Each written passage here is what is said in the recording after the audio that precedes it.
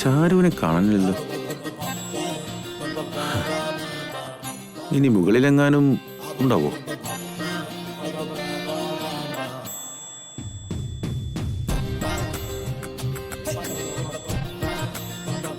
ഇവിടെ നിൽക്കുമായിരുന്നോ?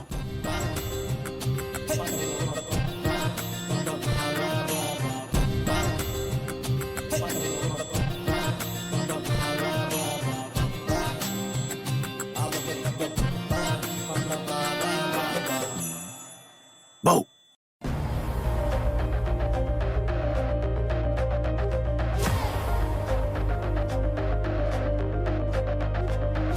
എന്തുപറ്റി?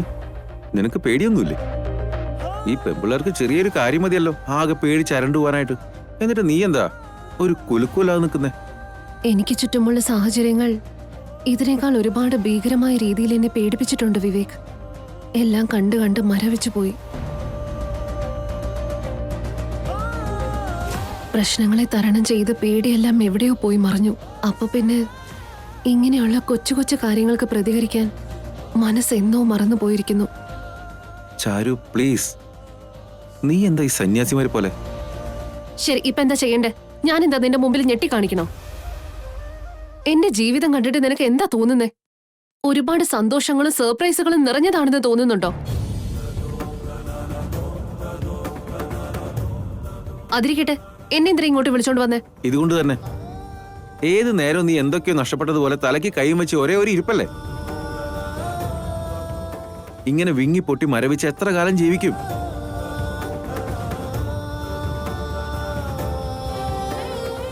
ആ വീട്ടിൽ നീ തനിച്ചിരിക്കുമ്പോഴേ ഇത്തരം ചിന്തകൾ കൂടുമെന്ന് കരുതി തന്നെ ഞാൻ ഇങ്ങോട്ടേക്ക് വിളിച്ചുകൊണ്ട് വന്നേ. എന്റെ വീട്ടിൽ ഞാൻ തനിച്ചായാലും എനിക്കതൊരു സമാധാനമാ. പിന്നെ എന്റെ ഭാരങ്ങൾ തനിച്ച് ചുമന്ന് ശീലിച്ചതാ. പക്ഷെ ഇവിടേക്ക് വന്നാലുള്ള അവസ്ഥ എന്താ? നിന്റെ അമ്മയുടെ കുത്തി കുത്തിയുള്ള സംസാരം മുഴുവന് സഹിക്കണം. അതോടെ അന്നത്തെ ദിവസത്തെ സമാധാനം നശിക്കുന്നു. നീയൊന്നും മിണ്ടാതിരിക്കും ചാരു. സൺഡേ എങ്കിലും നിന്റെ കൂടെ ഒന്ന് സന്തോഷമായിട്ട് ഇരിക്കാന്ന് കരുതിയതാ. എല്ലാം ഇങ്ങനെ പ്രശ്നങ്ങളായി മാത്രം കാണാതെ ഇരിക്കും നീ ചാരു. ഞാനൊന്നും പ്രശ്നമായിട്ട് കാണുന്നില്ല വിവേക്. നമുക്ക് ചുറ്റും പ്രശ്നങ്ങൾ മാത്രമേ ഉള്ളൂ.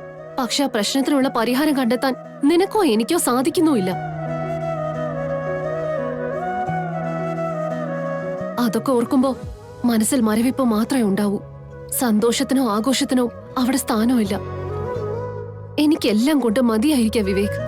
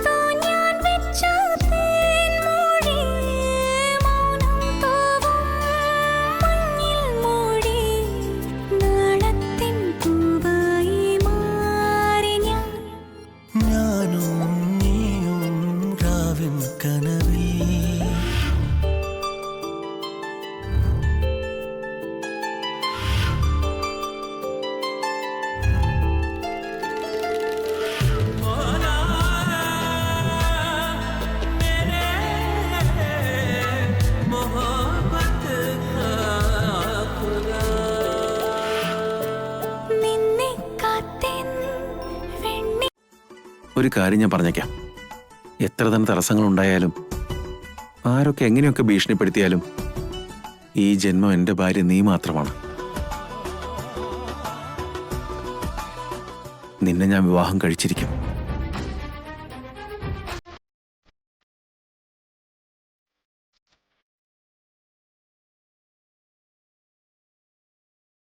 സോ നമ്മുടെ കല്യാണം കഴിഞ്ഞ് 10 കുട്ടികളെ എങ്ങനെയാ പ്രസവിച്ച് വളർത്തുക എന്നുള്ളത് നീ ചിന്തിക്കും. അല്ലാതെ കല്യാണം നടക്കുവോ, വിവേക് എന്നെ പറ്റിക്കുവോ എന്നൊക്കെ ചിന്തിച്ചുകൊണ്ട് മനസ്സ് വേദനിപ്പിക്കാതിരിക്കും. നമ്മുടെ കല്യാണം ഉറപ്പായി നടക്കും ചാരു. കുറഞ്ഞത് 10 കുട്ടികളെങ്കിലും ഉണ്ടാവും. ഓക്കെ അല്ലേ?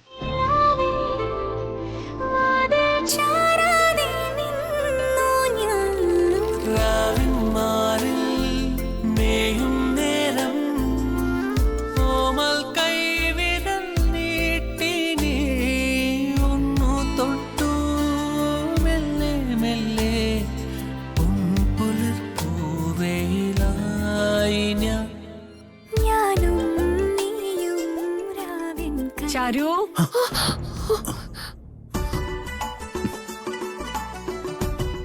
ദാ വരുന്നു ആന്റി.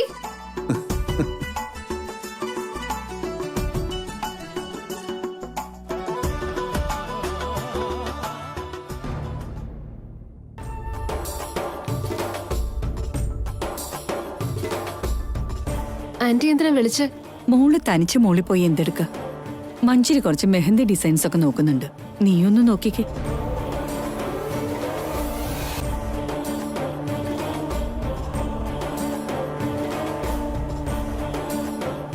എനിക്കെന്തിനാ ആന്റി മെഹന്തിയൊക്കെ? അതെന്താ നീ അങ്ങനെ പറഞ്ഞത്? പെൺകുട്ടികളാവും ഇതിനോടൊക്കെ കമ്പുണ്ടാവില്ലേ?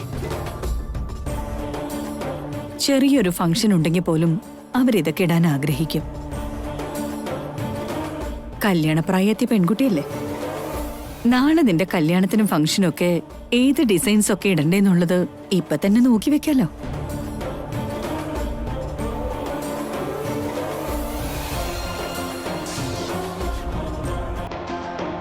നിന്റെ ചേച്ചി ഉണ്ടായിരുന്നെങ്കിൽ ഇപ്പൊ നിന്റെ കല്യാണവും കഴിഞ്ഞ് നിനക്ക് 2-3 കുട്ടികളും ആയാനെ.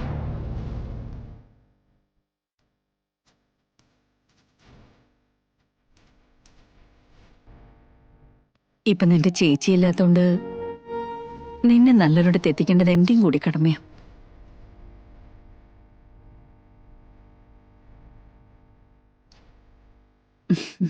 എത്രയും പെട്ടെന്ന് നിന്റെ കല്യാണം ഞാൻ നടത്തി തരും.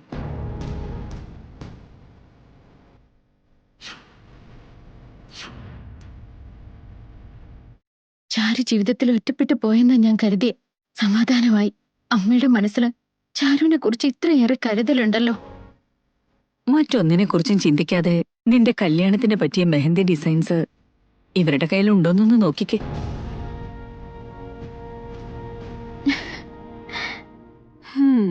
ഉണ്ടവർക്ക് പായ വേണം, ഉണ്ണാത്തവർക്ക് ഇല വേണമെന്ന് കേട്ടിട്ടില്ലേ? ഒര നിറഞ്ഞു നിൽക്കാൻ തുടങ്ങിയിട്ട് ഇപ്പൊ കാലം കുറച്ചായില്ലേ? കല്യാണ യോഗമൊന്നും ഇവക്കുണ്ടാവില്ല. പിന്നെ എന്തിനാ മെഹന്തിയും ഡിസൈനൊക്കെ ഇപ്പഴേ നോക്കി വെക്കുന്നേ?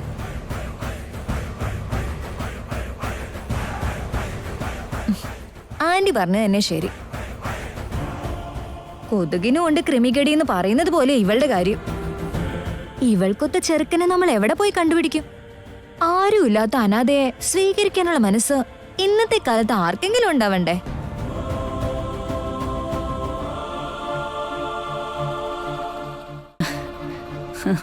ഇത് ഇപ്പൊ നന്നായി. ചാരുവിന്റെ കല്യാണത്തെക്കുറിച്ച് നീ സംസാരിക്കുന്നു. പക്ഷെ നീ പറഞ്ഞതിലൊരു സത്യമുണ്ട്. ഈ കല്യാണം എന്നൊക്കെ പറയണത് തലയിലെഴുത്ത് പോലെ നടക്കും. നിന്റെ ജാതകത്തില് ആ യോഗം ഉണ്ടോന്ന് നോക്ക്. എത്ര കാലായി നീ മിഥുന്റെ പുറകെ ഇതും പറഞ്ഞുകൊണ്ട് നടക്കുന്നു.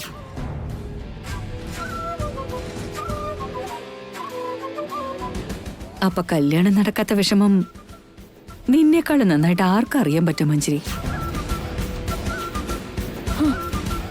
ഒരു കാലത്തിന്റെ വാലേ തൂങ്ങി നടന്നിരുന്ന മിഥുൻ ഇപ്പൊ എന്റെ ഭാഗത്തേക്ക് പോലും തിരിഞ്ഞു നോക്കുന്നില്ല. അവൻ മര്യാദക്കായിരുന്നെങ്കിൽ ഇപ്പൊ അവനെയും കല്യാണം കഴിച്ച് ഈ കുടുംബത്തിലെ മരുമകളുടെ സപ്രമഞ്ചത്തിൽ കയറിയിരുന്ന് ഇവരെയൊക്കെ ഒരു കളി പഠിപ്പിക്കായിരുന്നു. നന്ദി ഭഗവാനെ. മിഥുനേട്ടന്റെയും മഞ്ജരിയുടെയും കല്യാണമൊന്നും ഇതുവരെ കഴിഞ്ഞിട്ടില്ല. പക്ഷെ ഇവളുടെ ജീവിത ഉദ്ദേശം തന്നെ അതായിരുന്നില്ലേ? പിന്നെന്താ ഇവരുടെ കല്യാണം ഇതുവരെ കഴിയാത്തെ? മിഥുനേട്ടൻ എന്താ ഇതുവരെ ഒരു കല്യാണം കഴിക്കാതെ നിൽക്കുന്നേ? എല്ലാവരും അവരവരുടെ അതിരുകൾ മനസ്സിലാക്കി പെരുമാറിയാൽ അവരവർക്ക് കൊള്ളാം. മഞ്ജരിയുടെ കാര്യമൊക്കെ അവിടെ നിക്കട്ടെ ചേച്ചി. ആദ്യം ഈ ചാരുവിന്റെ കാര്യത്തിൽ ഒരു തീരുമാനമാക്ക്. ഈ ചാരുവിന്റെ ഭാഗ്യത്തില് കല്യാണമൊന്നും ഉണ്ടാവില്ല ചേച്ചി. ഇതിനൊക്കെ താലി കെട്ടാൻ ഏതവനാ റെഡിയാവുക?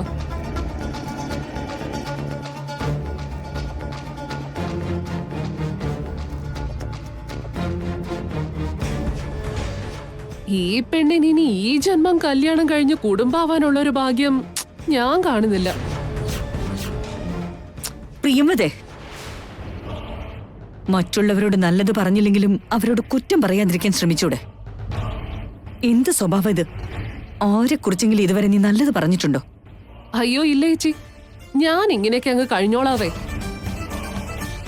ഇനി ഞാൻ പറഞ്ഞുതരണോ ഇവൾ ആരെ വളയ്ക്കാനാ ഇങ്ങനെ കച്ച കെട്ടി ഇറങ്ങിയിരിക്കുന്നേന്ന്? നീ എന്തൊക്കെയാ പറയുന്നത്? ഇവൾ എന്റെ മോനെ അടിച്ചു മാറ്റാനുള്ള ശ്രമത്തിലാ.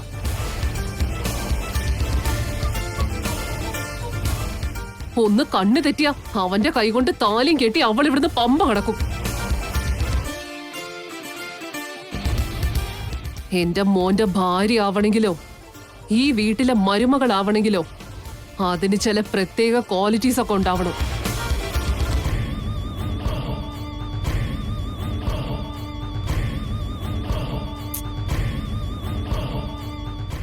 ഇവളേത് ദരിദ്രവാസി. സ്വന്തം നിലയും വിലയും ചിന്തിക്കാതെയല്ലേ അവള് തല മറന്ന് എണ്ണ തേക്കാൻ നോക്കുന്നേ. എന്റെ മോന്റെ നിഴലെ തൊടാനുള്ള യോഗ്യതയുണ്ടോ അവക്ക്?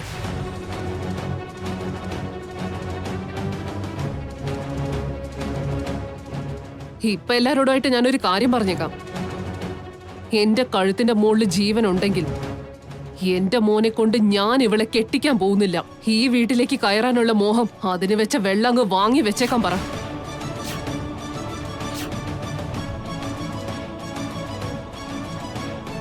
അപ്പൊ ഞാൻ വിചാരിച്ചതുപോലെ തന്നെ കാര്യങ്ങള്.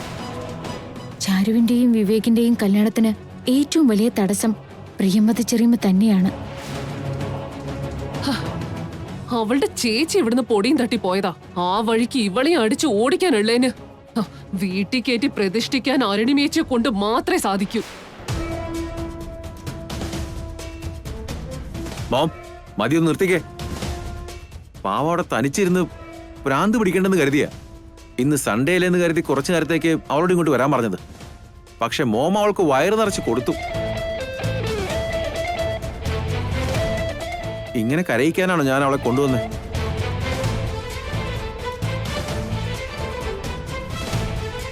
ചാരു, ചാരു, ചാരു,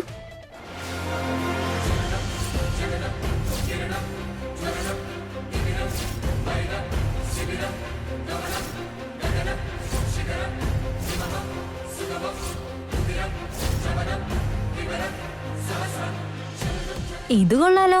എന്തൊരു അധികാരത്തിൽ അവളെ വിളിക്കുന്നേ. അവളും നീയും തമ്മില് ശരിക്കും ചേച്ചീനിയത്തിയാണെന്ന് തോന്നുമല്ലോ. എന്തിനാ ഇപ്പൊ നീ അവളെ വിളിക്കുന്നേ?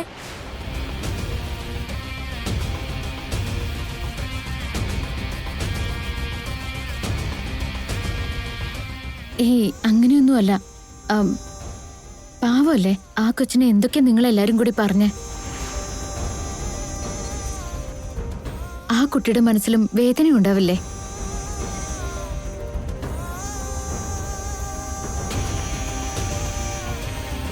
അവളെ കാണുന്ന സമയത്ത് എനിക്ക് എന്റെ സ്വന്തം അനിയത്തെ കാണുന്ന പോലെ തന്നെയാ തോന്നുന്നത്.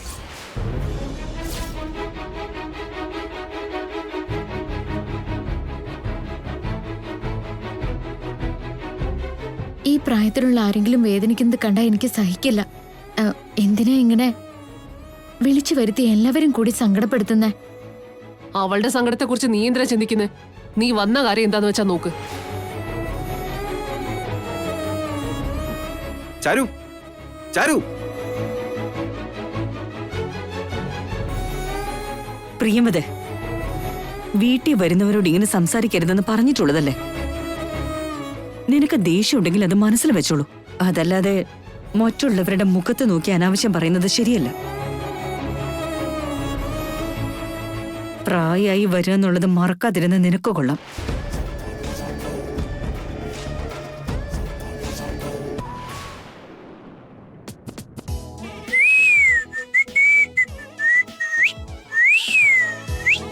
അർജുൻ കുഞ്ഞെ, പാചകം തകർക്കണമെന്ന് തോന്നണല്ലോ.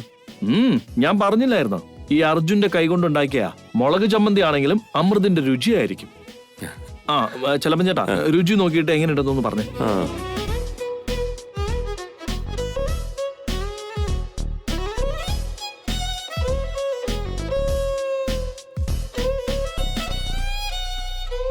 എന്റെ അമ്മോ, അടിപൊളിയാട്ടോ.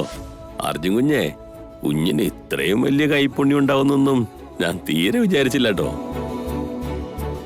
ഇനി തൊട്ടെന്നും അർജുൻ കുഞ്ഞ് തന്നെ ഞങ്ങൾക്ക് എന്തെങ്കിലുമൊക്കെ വച്ചുണ്ടാക്കി തന്നാ മതി. തടി തപ്പല്ലേ, ഈ പേരും പറഞ്ഞ് അടുക്കളയിലേക്ക് കേറാതിരിക്കാനല്ലേ പരിപാടി? അങ്ങനെയൊന്നുമില്ല, എനിക്ക് അതൊക്കെ ഇഷ്ടാ കുഞ്ഞ്. പക്ഷെ ഇത്ര രുചിയുള്ള ഭക്ഷണം വെറുതെ കളയണോ നമ്മള്? സത്യമായിട്ട് ഇതുപോലൊരു സ്വാദ് അടുത്ത കാലത്തൊന്നും ഞാൻ അറിഞ്ഞിട്ടില്ല. ഒരു ദിവസമെങ്കിൽ ഒരു ദിവസം അത് കഴിക്കാൻ കിട്ടുന്നത് ഭാഗ്യമല്ലേ. അർജുൻ, ചെല്ലപ്പന്റെ കാര്യം നിനക്കറിയാവുന്നല്ലേ. എല്ലാ അതിശയോക്തി ചേർത്തേ പറയൂ. ഇനി ഇതും കൊണ്ട് നടന്ന് നാട്ടുകാരെ മൊത്തം അറിയിച്ചാലേ ആ സമാധാനാവും. ശരി അമ്മേ. അമ്മ ഭക്ഷണം എങ്ങനെയുണ്ടെന്ന് പറഞ്ഞില്ല. അതിപ്പോ ചോദിക്കാനുണ്ടോടാ മോനെ, നീ ഒന്ന് കഴിച്ചു നോക്ക്. ഏയ് വേണ്ട വേണ്ട വേണ്ട. ആ ഇന്ന് ഞാൻ ഇതൊക്കെ ചിക്കുനും മേഘയ്ക്കും വേണ്ടി സ്പെഷ്യലായിട്ട് ഉണ്ടാക്കിയതല്ലേ. അപ്പൊ അവര് കഴിക്കുന്നതിന് മുമ്പ് നമ്മളാരും കഴിക്കാൻ പാടില്ല. അത് നന്നായി. നിന്റെ കഷ്ടപ്പാടിന് ഫലം കിട്ടണമെങ്കിൽ നിന്റെ ഈ ആഗ്രഹവും കൂടി നിറവേറണം. ഗൗരിയമ്മേ, മേഘക്കുഞ്ഞ് അർജുൻ കുഞ്ഞുണ്ടാക്കിയത് ഒരു വട്ടം ഒന്ന് കഴിക്കുകയാണെങ്കിലേ പിന്നെ കുഞ്ഞ് അർജുൻ കുഞ്ഞിന്റെ പുറകെന്ന് മാറില്ല. ചിലപ്പോ കല്യാണം കഴിക്കാനും തീരുമാനിക്കും. വേണമെങ്കിൽ ഗൗരിയമ്മ നോക്കിക്കോ.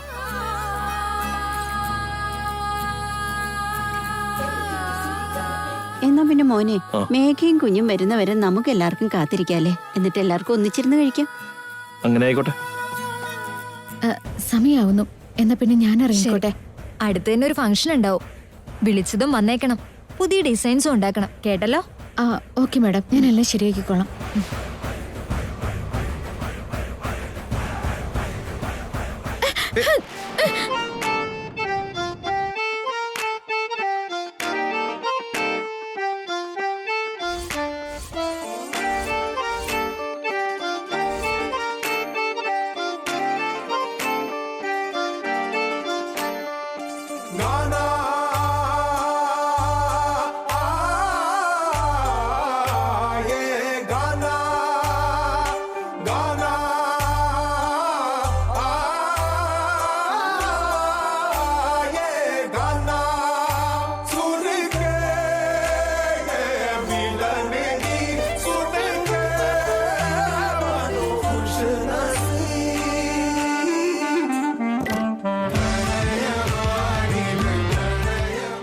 അയ്യോ, അറിയാതെ പറ്റിപ്പോയതാ.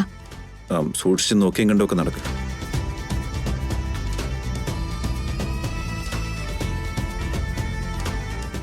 Excuse me.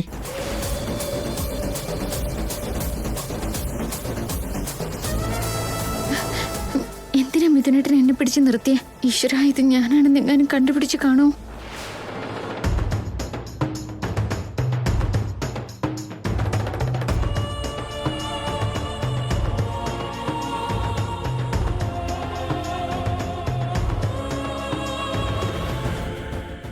നിങ്ങളുടെ ഫോൺ വിലപിടിപ്പുള്ളത് സൂക്ഷിച്ചു കൊണ്ടു നടക്കാൻ പഠിക്കണം. ചില സന്ദർഭങ്ങളിൽ വിലപിടിപ്പുള്ളതാണെന്ന് അറിഞ്ഞാലും അത് നഷ്ടപ്പെടുത്തേണ്ടതായി വരാറുണ്ട്. സാഹചര്യങ്ങൾ നമ്മളെ കൊണ്ടത് ചെയ്യിക്കും. നിങ്ങൾ എന്തിനെ കുറിച്ച് സംസാരിക്കുന്നത്?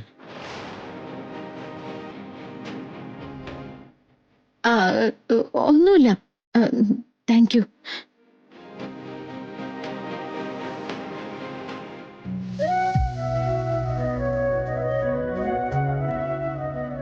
ചാരു ചാരു ചാരു ചാരു ചാരു ചാരു ഞാൻ പറയുന്നത് കേക്ക്. എന്റെ മോമിന്റെ സ്വഭാവം നിനക്ക് അറിയാവുന്നതല്ലേ. അവരിങ്ങനെ വലുത് പറയും, അതെനിക്ക് വിഷമാവുന്ന അറിഞ്ഞുകൊണ്ടല്ലേ എന്നെ ഇങ്ങോട്ട് കൊണ്ടുവന്നത്. അങ്ങനെയൊന്നും പറയല്ലേ, അല്ലെങ്കിൽ തന്നെ നീ എന്തിനാ പേടിക്കുന്നേ? മോം അങ്ങനെയൊക്കെ പറഞ്ഞപ്പോ നല്ല ചുട്ട മറുപടി നിനക്ക് കൊടുത്തുകൂടായിരുന്നു. നീ എന്തിനാ മിണ്ടാതെന്ന്? അവരെ വല്ലതും പറയാൻ എനിക്കൊരു നിമിഷം വേണ്ട. പക്ഷെ ഞാൻ അങ്ങനെ ശീലിച്ചിട്ടില്ല. എന്റെ ചേച്ചി ഞങ്ങളെ വളർത്തിയത് അങ്ങനെയല്ല. നിന്റെ അമ്മയ്ക്ക് എന്നെ കണ്ടുകൂടാന്നും കണ്ടാൽ ഇങ്ങനെ ഓരോന്നും പറയുമെന്നും അറിഞ്ഞുകൊണ്ട് ഞാൻ ഇങ്ങോട്ട് വന്നത് എന്റെ തെറ്റാ വിവേക്. നിന്നെ ഒന്ന് സന്തോഷിപ്പിക്കണം എന്ന് കരുതിയ ഞാൻ ഇങ്ങോട്ടേക്ക് വിളിച്ചുകൊണ്ട് വന്നത്. പക്ഷേ